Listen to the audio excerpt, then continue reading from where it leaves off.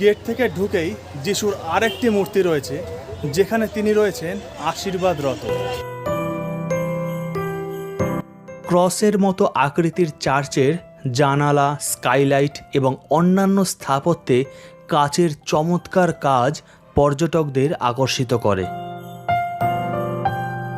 প্যারিসের স জেরামা চার্চের অনুকরণে এই গির্জা তৈরি করা হয়। বারোক শিল্পরীতিতে তৈরি গির্জার বাড়িটি দোতলা। এই স্থানে তৈরি করা হয়েছে একটি আর্টিফিশিয়াল পাহাড়।